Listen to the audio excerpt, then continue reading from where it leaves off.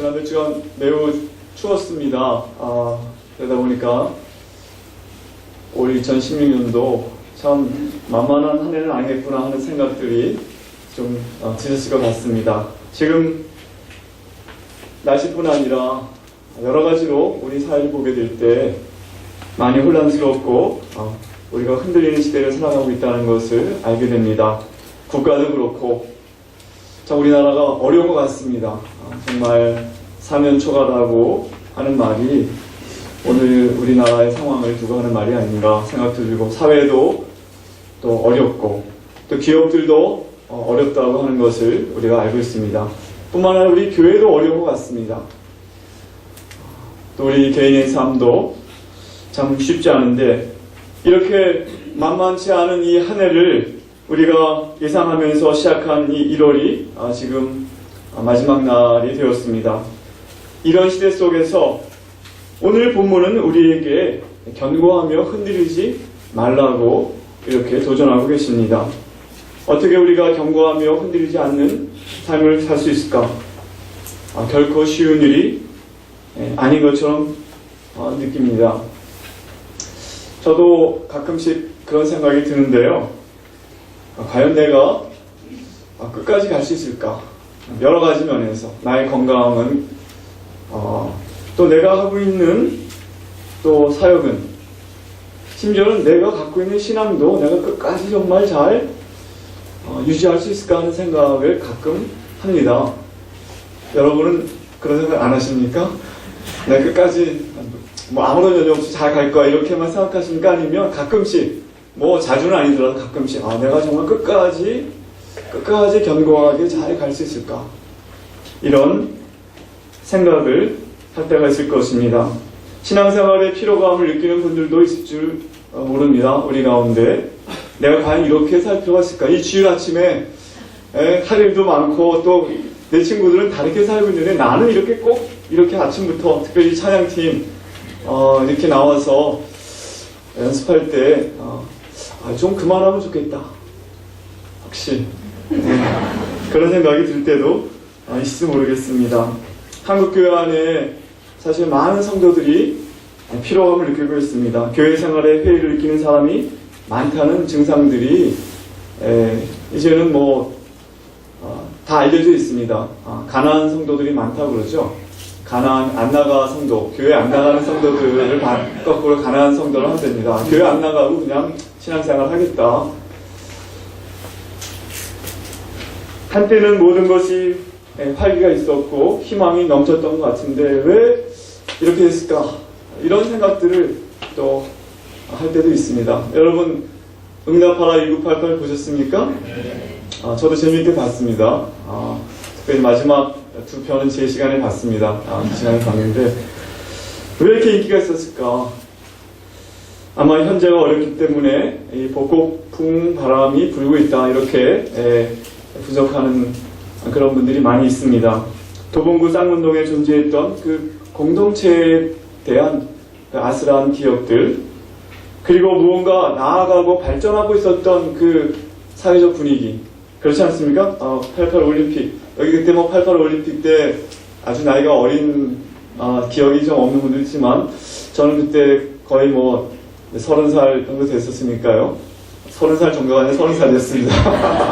30살 됐으니까 제가 58년 됐으니까 그때 하여간 여권도 처음 만들고 그리고 해외여행도 제가 인도네시아에 단기 여행 처음 갔던 생각도 있습니다. 뭔가 으쌰으쌰하고 뭔가 발전하는 분위기가 있었던, 사회도 그렇고 교회도 그랬던 것 같습니다.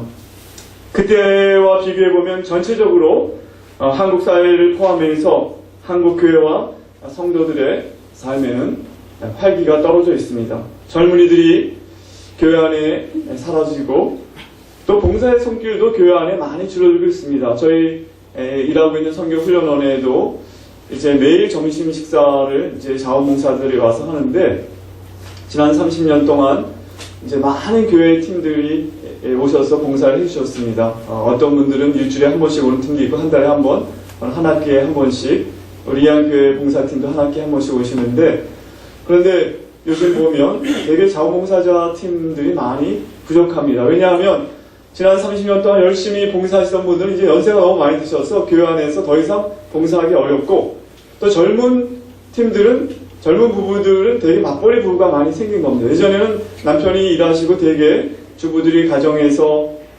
있고 또 교회 봉사도 많이 하셨는데, 이제는 맞벌이 하지 않으면 살기 어려운 거예요.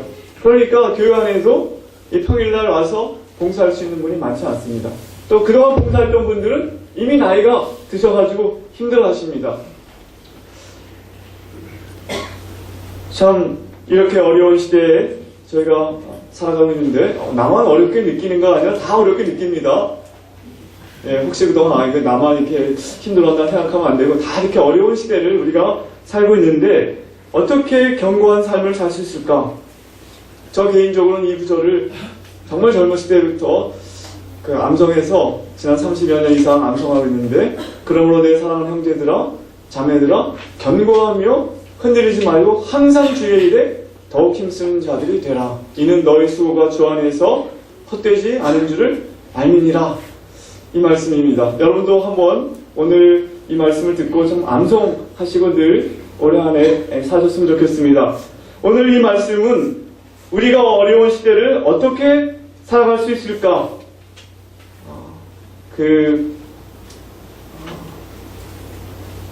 방법을, 원리를 우리에게 제시하고 있습니다. 첫째로 제가 두 가지를 말씀드리려고 하는데, 첫째는 우리가 어떻게 이 어려운 시대를 견고하게 살아갈 수 있을까? 그리스도인으로서 첫째는 우리가 견고하게 살아갈 수 있는 기초가 있다는 것입니다. 흔들리지 않는 삶을 살 수 있는 근거가 우리에게는 있다는 것입니다. 오늘 견고하며라는 말은 stand firm이라고 영어 성경에 표현되어 있는데요. 견고하게, 확고하게 서라. stand firm.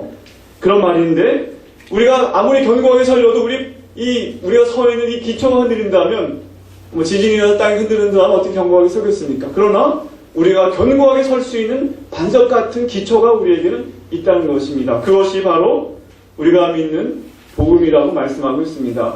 오늘 고린도서 15장인데요. 15장을 다 펴시고, 여기 제가 띄우는 게 없습니다. 성경책을 펴시고 15장 1절, 2절 말씀인데요. 우리 함께 읽겠습니다. 고린도서 15장 1절, 2절 시작.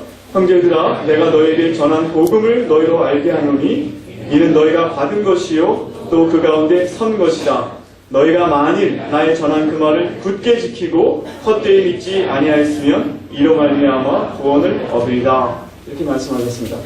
너희가 복음을 들었는데 그 복음을 굳게 붙잡고 있다면, 헛되이 믿지 않고 있다면 구원을 얻을 것이다 하면서, 그 복음은 무엇인가? 사도 바울이 특별히 고린도 교회에 전한 그 복음의 내용을 3절, 4절에 말씀하고 있는데, 내가 받은 것을 먼저 너에게 전하였노니, 먼저라는 것은 가장 무엇보다 먼저 너에게 말한 중요한 것은 성경대로 그리스도께서 우리 죄를 위하여 죽으시고 장사 지낸 바 되었다가, 무덤에 장사 지낸 바 되었다가 성경대로 사흘 만에 다시 살아나셨다. 이것이 우리가 믿는 복음의 내용이라고 말씀하고 있습니다. 그리스도께서 우리 죄를 위하여 죽으시고 장사 지낸 바 되었다가, 무덤에 장사 지낸 바 되었다가 사흘 만에 다시 살아나신 이 복음을 내가 너에게 전하였는데, 이 들은 복음을 너희들이 굳게 붙잡는다면 구원을 얻게 될 것이다. 이렇게 말씀하고 있습니다. 우리가 믿는 복음의 가장 중요한 핵심은 예수님이십니다. 예수님께서 우리를 위해 죽으셨고 우리를 위해 사셨다. 이것이 복음의 기쁜 소식입니다. 기쁜 소식. 이 세상에 기쁜 소식이 별로 없는데 정말 기쁜 소식이 이거라고 말씀하고 있는 것입니다. 문제는 그런데 고린도 교인들은 이 복음의 이 내용, 예수님의 이 특별히 오늘은 부활을 강조하고 예수님의 부활을 강조하는 장이기 때문에 고린도서 15장이 부활장이 나오는데요. 이 부활이 도대체 자신들과 무슨 관계가 있는지 잘 몰랐다는 것을 알 수가 있습니다. 예수님이 부활했는데 그런데 나와랑 무슨 상관이 있냐? 이렇게 생각한 것입니다. 오늘 여러분, 예수님의 부활이 우리 여기 있는 우리들과 관계가 있다고 생각하십니까? 뭐 있는 것 같긴 한데 어떻게 관계가 있는지 잘 모르겠다 하시는 분들 오늘 잘 말씀을 한번 보시기 바랍니다. 오늘 우리가 이 자리에 모여있는 것도 예수님이 부활하셨기 때문입니다. 오늘 주일인데요. 주일인 것은 주님의 날이죠. 물론 뭐 월요일부터 토요일까지는 주님의 날이 아니라는 것은 아닙니다. 그러나 예수님이 특별히 부활한 날을 경축하기 위해서 초대교회는 이 안식일, 유대인들은 전통적으로 토요일을 안식일로 시켜서 수천 년간 지켜왔는데 안식 후 첫날 새벽에 주님께서 무덤을 깨치시고 무덤의 권세를 이기고 부활하는 것을 기념하기 위해서 안식 후 첫날 주일에 모이기 시작했기 때문에 우리가 이 주일날 모이는 것입니다. 그러므로 1년 365일 중 매일같이 하나님께서 통치하시는 날이지만 특별히 주일은 예수님의 부활하심을 우리가 예배하며 경축하기 위해서 모였고 오늘도 저희가 예수님의 부활을 기억하며 이 자리에 모인 것입니다. 부활주일이 올해가 3월 27일인데요. 이제 얼마 안 남았습니다. 이제 다음 주 설날 연휴 그리고 대체휴일이 있지 않습니까? 대체휴일이 2월 10일인데 그때부터 이제 사순절이 시작되어가지고 사순절이 쭉 지나서 40일 지나고 그리고 부활주일이 돌아옵니다. 그러니까 사순주일은 예수님의 고난을 생각하고 마지막 고난 순환주일이 있고 성금요일 지나고 토요일이 지나고 그리고 주일이 오는데 결국 사순절도 주일을 향해 가고 있는 것입니다. 예수님의 부활을 결론은 예수님의 부활입니다. 그리고 사순절이 40일이지만 주일을 뺀 40일이에요. 왜냐하면 아무리 예수님의 순환을 기억하는 주간이라 할지라도 주일만은 예수님의 부활을 경축하는 날이기 때문에 사순절이 47일 정도 되는 것입니다. 중간에 주일을 빼고 모이기 때문에. 자, 그래서 예수님의 부활이 우리 삶을 흔들리지 않도록 하는 기초가 된다고 말씀하고 있습니다. 2016년을 살아가고 있는 우리들에게 부활은 어떤 의미가 있는가? 우리가 지금 계속 말씀하고 있죠. 우리 믿음의 핵심이 무엇입니까? 예수님이 부활하셨다는 것입니다. 사람들은 성탄절, 크리스마스는 전 세계적으로 뭐 이슬람 국가를 비롯해서 모든 나라들이 뭐 성탄절 좋다, 뭐 예수님 태어났다, 다 그 백화점에서도 다 장식해놓고 즐깁니다. 일본도 예수님 다 잘 안 믿지만 일본도 가서 성탄절을 굉장히 많이 크게 지킨다고 그래요. 크리스마스는. 그런데 예수님이 죽으셨다는 것도 사람들이 사람 다 죽는 거 아니야? 뭐 공자님도 죽으셨고 석가모니도 죽고 뭐 마호메도 죽고 다 죽었으니까 뭐 예수님도 죽었다. 뭐 그것까지는 사람들이 다 인정할 수 있어요. 그러나 예수님이 부활하셨다. 이거는 다른 문제입니다. 예수님이 이 땅에 오셨었다, 사셨다, 죽으셨다까지는 다 인정할 수 있습니다. 그러나 예수님이 죽음에서 부활하셨다. 여기에서 믿는 자와 믿지 않는 자가 구별되게 되는 것입니다. 이 자리에 우리가 모인 것도 주님의 부활을 경축하며 나는 주님이 죽으셨을 뿐 아니라 다시 살아계신 하나님이시라고 고백하는 믿음이 있을 때 우리 믿음이 핵심이 분명한 것입니다. 여러분 주님께서 부활하신 거 믿습니까? 이것이 우리의 믿음의 핵심입니다. 이것은 견고한 사실이라고 말씀하고 있습니다. 이거는 희망사항이 아닙니다. 인간의 희망사항에 근거한 조작된 사실이 아닙니다. 이 글을 쓴 사도 바울 자신도 예수님을 믿지 않고 부인하고 핍박하던 자였는데 예수님을 증거하는 사람들을 사기꾼으로 보았었는데 예수님 부활하신 신을 만나고 나서 그의 삶이 변화되었고 바울은 자기 이전에 이미 예수님께 부활하셔서 오늘 여기 보면 고린도전서 15장 집에 가서 읽어보십시오. 게바에게 나타나시고 12제자에게 나타나시고 500여 형제들에게 일시에 예수님이 나타나셔서 이 글을 쓸 당시에만 해도 그 중에 태반은 아직까지 살아있었다. 이 편지가 50년대 중반에 AD 50년 중반에 쓰여진 것이니까 예수님 부활하시고 한 20여 년 세월이 흐른 다음에 쓰여진 건데 그 500여 형제들 중에는 아직까지 예수님의 부활을 목격한 자들이 태반이나 살아있고 그리고 마지막에 정말 부족한 나에게 교회를 핍박하던 나에게도 예수님이 나타나셨기 때문에 내가 이 부활의 증인이 되는 것이 아니냐. 그러므로 예수 그리스도의 부활은 어떤 인간들의 희망사항에 근거한 조작된 사실이 아니라 견고한 사실이다. 저도 그렇습니다. 예수님이 만약 부활하지 않으셨다면 제가 못하는 목사를 하겠습니까? 왜 여기 우리가 모이겠습니까? 아무런 근거가 없는 것입니다. 그러나 2000년 동안 교회가 견고하게 존재할 수 있었던 것은, 이 시간 우리가 이렇게 모일 수 있는 것은 주님께서 부활하셨기 때문입니다. 이것이 견고한 우리의 기초가 되는 것입니다. 제자들은 다 십자가 앞에 도망갔던 사람들입니다. 충격과 두려움에 사로잡혀 있던 제자들이 어떻게 그렇게 변화될 수 있었습니까? 어떻게 그렇게 기쁨의 사람, 확신의 사람이 될 수 있었습니까? 조그만 여자 아이 앞에서 주님을 모른다고 부인했던 베드로가 어떻게 이렇게 용감하게 변해서 수천 명의 사람들 앞에 외치고 나중에 주님을 위해서 죽을 수 있었습니까? 부활하신 주님을 만났기 때문입니다. 그런데 고린도 교회 교인들은 그 사실을 들었지만 잘 충분히 이해하지 못했습니다. 그 예수님의 부활에 대해서는 부인하지 않았던 것. 예수님 부활하셨겠구나. 하셨다. 그러나 소와 나와는 무슨 상관인가?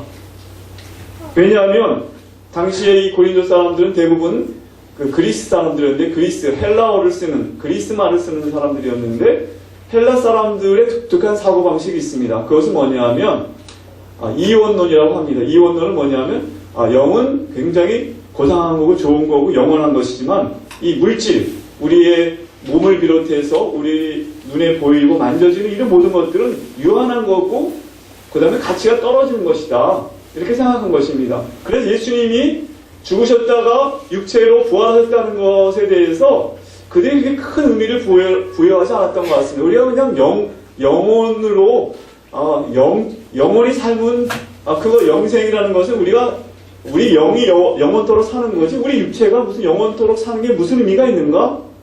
그렇게 생각했던 것 같습니다. 혹시 오늘 이 자리에 계신 분들 중에서도 기독교는 우리 영혼만 중시하고 우리 영혼이 평안하고 구원받는 것이 기독교가 가르친 진리라 생각하고 있다면 고린도 교회 교인들과 같이 생각하고 있는 것입니다. 성경은 그렇게 말씀하고 있지 않다는 것입니다. 성경은 예수님께서 죽으셨을 뿐 아니라 몸으로 육체로 다시 살아나셨다. 인간의 영혼만 중요한 것이 아니라 우리 몸도 매우 중요하다. 그리고 이 땅에서 살아가는 이 삶을 우리가 어떻게 봐야 되는 것인가, 오늘 말씀하고 있는데요. 아까 말씀드렸듯이 부활이야말로 우리 믿음의 핵심인데, 이것이 우리에게 어떤 의미가 있는가? 2010년 살아가는 우리에게 이렇게 저는 한번 생각해 봤습니다. 그리스도의 부활은 우리로 하여금 이 100세 시대의 충격을 넉넉하게 이길 수 있게 만든다. 여러분 100세 시대의 충격 좀 먹으셨습니까? 전 좀 먹었습니다. 앞으로 제가 이제 환갑이 죄송합니다. 이야기를 해서 저도 환갑이 곧 다가오는데, 앞으로 한 또 30년, 100세 시대니까 좀 40년, 재수 없으면 150년까지 산다 하잖아요. 110세까지 산다. 이거 어떻게 살까? 한국 사회 전체가 지금 고민하고 있는 거 아닙니까?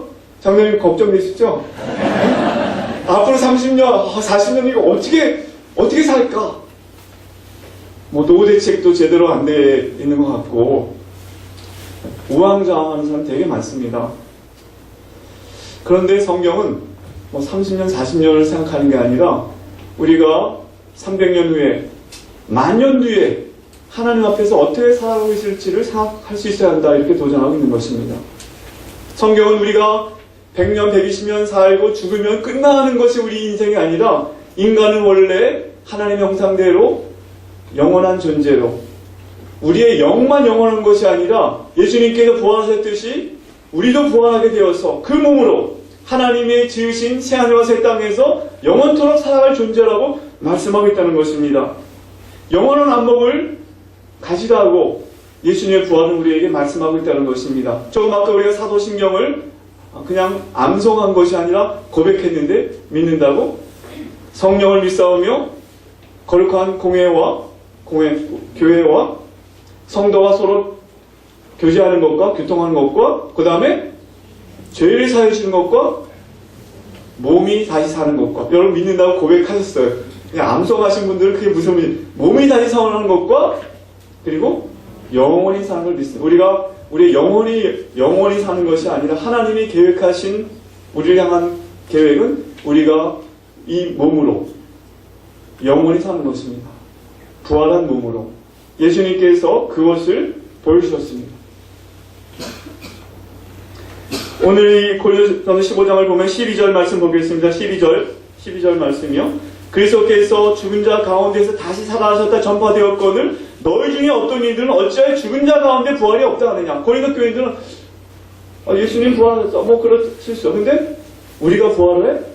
그런 거 없다. 이렇게 생각하고 계셨던 거예요. 13절 만일 죽은 자의 부활이 없다면 우리가 죽음에서 부활하는 것이 없다면 그리스도도 다시 살지 못하셨으리라. 주님도 다시 살아날 필요가 없었다는 거예요. 하나님께서 그리스도를 다시 일으키실 필요가 없었다고 말씀하고 있는 것입니다. 22절 말씀 보면 아담 안에서 모든 사람이 죽은 것 같이 그리스도 안에서 모든 사람이 삶을 얻으리라. 다시 말하면 그리스도가 부활하신 것은 우리가 부활할 것이기 때문에 우리의 부활이 있다는 것을 보여주시고 그것을 어떤 의미가 있는 걸 보여주기 위해서 부활하신 것이지, 만약 인간의 부활이 없다면 그리스도도 구태여 부활하시지 않았을 것이다. 하나님께서도 예수님을 다시 일으키지 않으셨을 거라고 말씀하고 있는 것입니다. 오늘 이 고린도전서 15장의 말씀을 자세히 보면 이렇게 말씀하십니다. 하나님께서 예수님을 죽으면서 일으키셨을 때 그 혜택은 예수님만을 위한 것이 아니었다는 것입니다. 바로 우리 모든 사람을 위한 것이었다고 말씀하십니다. 그리스도께서 죽은 자 가운데서 부활하신 것은 그리스도 혼자로 끝날 사건이 아니라 역사의 종말에 하나님의 나라가 완성될 때 우리 인류 모두가 경험할 바를 보여주신 것이라고 말씀하고 있는 것입니다. 죽음에 죽음이 있다는 것입니다. 죽음의 종말이 있다는 것입니다. 그것이 예수님이 먼저 보여주시고, 예수님이 죽은 자 가운데에서 첫 열매로 부활하셨지만 첫 열매는 무엇입니까? 그 다음에 대추수가 있게 되는 것입니다. 열매가 하나만 열리면 그것을 끝납니까? 첫 열매가 열리면 그 다음에 수많은 열매들이 열리는 것처럼 우리 인류가 죽음에서 부활할 것을 예수님이 보여주셨다는 것입니다. 여러분, 내 인생이 이렇구나. 100세 시대가 아니라 내가 영원토록 살 존재구나. 성경이 말씀하고 있습니다. 이 땅에서 우리가 100년 혹은 120년 살고 죽고 끝나는 존재가 아니라고 말씀하십니다. 또 한 가지, 예수님의 부활 2016년 살아온 우리에게 무슨 의미가 있습니까? 아마 우리의 삶에, 이 땅에서 삶에 대한 이해를 가져다 주고 있는 것입니다. 미래에 대한 소망을 주십니다. 사람들이 이렇게 물어요. 그래? 죽었다 다시 산다고? 그럼 어떤 몸으로 사냐? 무덤에서 이렇게 일어나갖고 이렇게 좀비처럼, 이렇게 강시처럼 이렇게 다니는 거냐? 시체가 다시 그냥 회상하는 거냐? 그렇게 사도 바울에게 질문했던 것 같아요. 성경이 오늘 15장에 보면 자세히 설명하고 있어요. 35절 말씀 보면요. 35절 다 같이 한번 읽겠습니다. 35절 시작. 누가 묻기를 죽은 자들이 어떻게 다시 살며 어떠한 몸으로 오느냐 하리니. 그래? 죽은 자가 다시 산다고? 어떻게 다시 사냐? 그럼 산다면 어떤 몸으로 살게 될 거냐? 궁금하지요? 네. 궁금하시죠 여러분들도요? 36절에 이렇게 말합니다. 어리석은 자여 너의 뿌리는 씨가 죽지 않으면 살아나지 못하겠고 또 너의 뿌리는 것은 장래 형체를 뿌리는 것이 아니요 다만 쌀이나 그런 밀과 같은 다른 것의 알갱이를 뿌리지만 하나님이 그 뜻대로 저에게 형체를 주시되 각 종자에게 그 형체를 주시느니라. 굉장히 비유를 들고 있는데요. 우리가 벽실을 땅에 심으면 그것이 썩어서 죽고, 그러나 그것이 땅 위로 나올 때 모양이 나오고 벼가 되고 어떤 것은 밀이 되고 콩이 되고 하는 것처럼 사도 바울은 42절부터 44절에 이렇게 말씀하고 있습니다.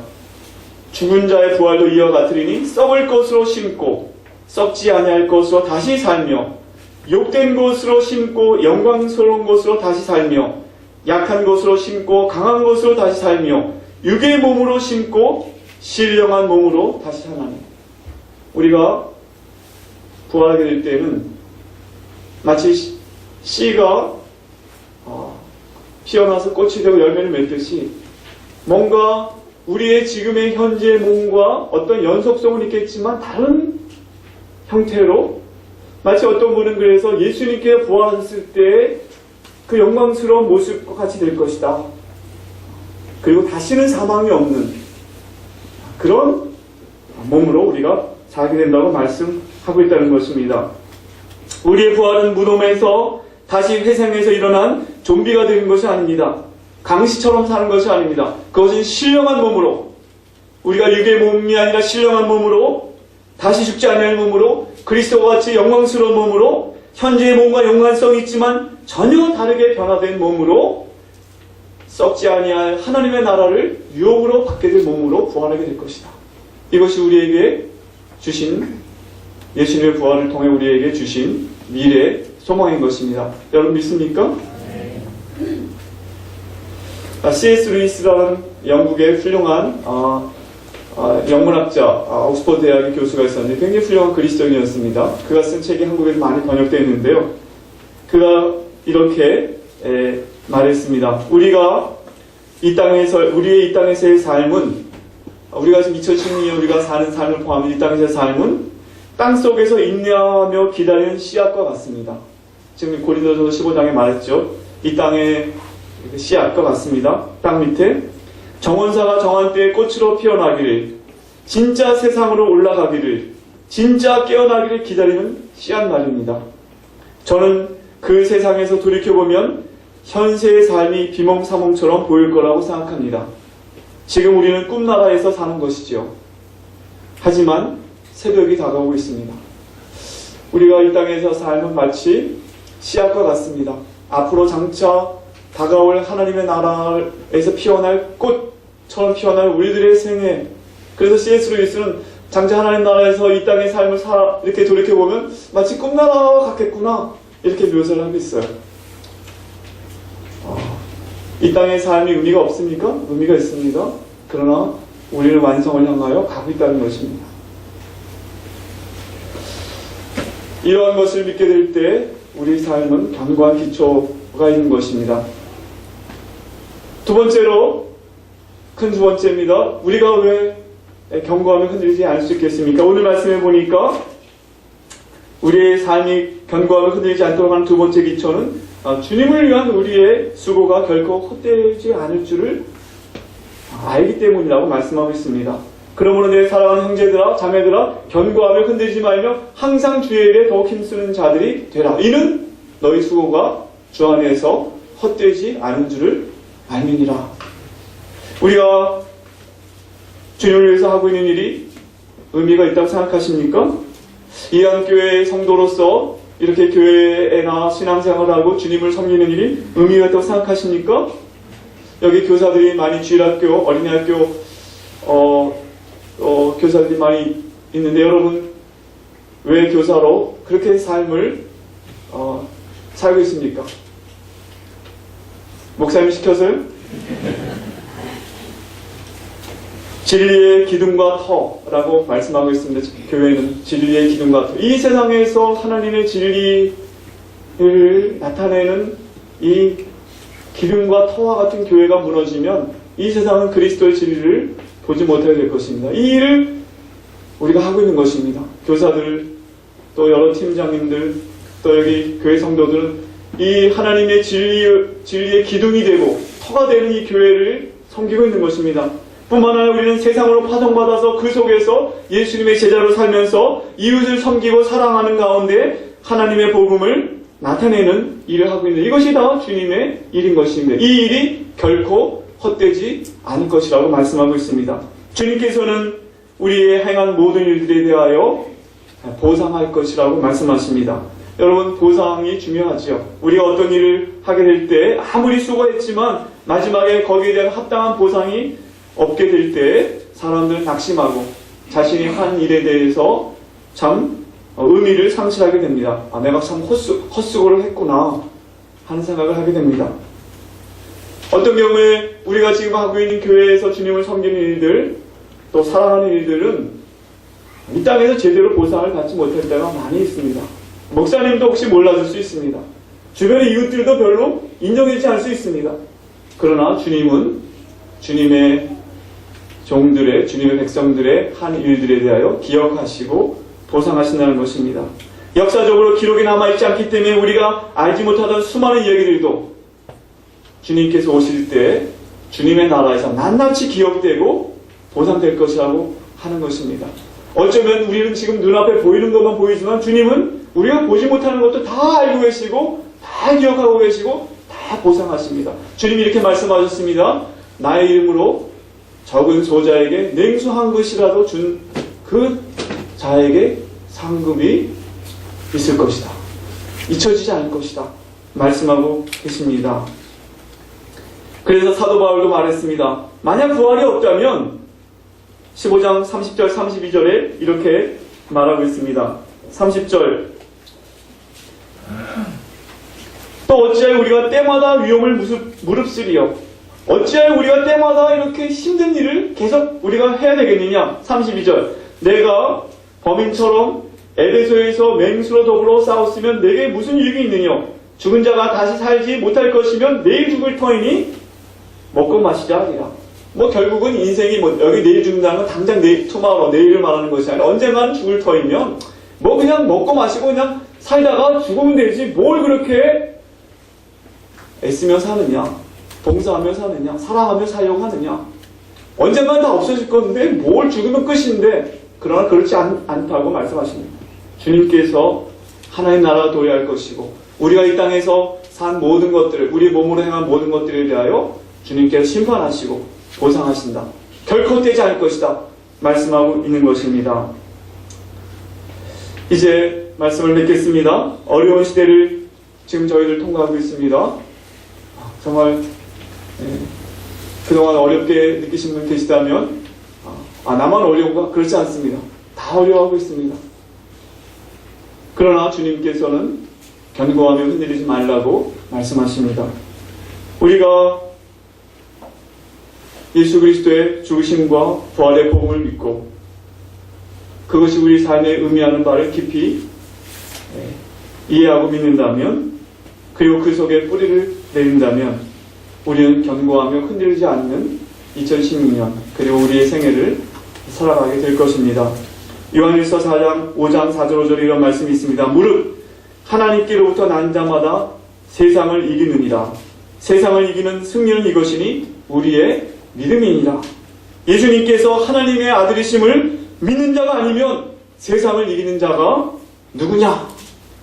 여러분, 우리가 바로 세상을 이기는 자들입니다. 우리의 힘으로가 아니라 그리스도를 믿는 믿음으로. 그리스도께서 우리를 위해 죽으시고 우리를 위해 부활하시고 지금도 살아계시고 다시 오실 것이고 우리가 그의 나라를 위협으로 받게 될 것입니다. 이런 믿음 가운데 또 한 주간을 승리하시는 여러분이 되시기를 주님의 이름으로 축원합니다.